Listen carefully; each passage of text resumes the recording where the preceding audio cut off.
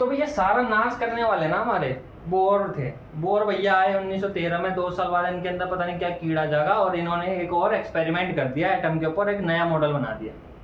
कुछ तो इन्होंने कमी निकाली और जो कमी थी उनको पूरा किया। सबसे पहला तो इन्होंने क्या बताया, मतलब बोर्ड पे देखते हुए पढ़ लेते हैं।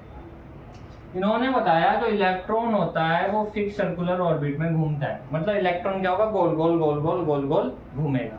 ठीक है, मतलब जब हम एक एग्जांपल लेके चलो, मान के चलो आपने एक रस्सी ली, रस्सी के अंदर आपने बोतल बांधी और बोतल को ऐसे ऐसे घुमाया तो आप न्यूक्लियस हो और जो गोल गोल घूम रहे वो इलेक्ट्रॉन है। ठीक है, तो यहाँ से आपको इलेक्ट्रॉन का पता चल गया होगा कैसे घूमते हैं।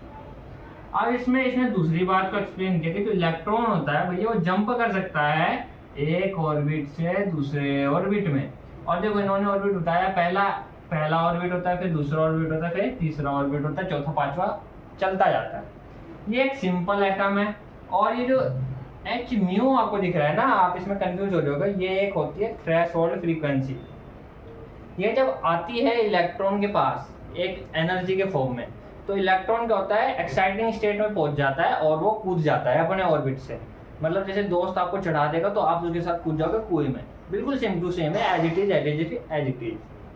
अब भैया इतनी चीज बता दी, सब चीज एक्सप्लेन कर दिया, लेकिन फिर भी एक लिमिटेशन रह गई कि भैया इन्होंने जो भी चीज बताई है वो छोटे से एटम के लिए अच्छा है, सिंपल एटम के लिए अच्छा है, लेकिन अगर आगे तगड़ा वाला एटम है ना, मतलब मान के चलो डिफिकल्ट वाला एटम आ गया, तो भैया उनके लिए क्या करेंगे, उनके लिए कुछ नहीं करना, फिजिक्स पढ़नी है। तो क्वांटम मैकेनिक्स आई थी इनके लिए और वो चीज़ें पढ़ने जा रहे हैं। लास्ट मॉडल है, बिल्कुल ध्यान से देखना, बस उसके बाद खत्म करें जल्दी फटाफट से।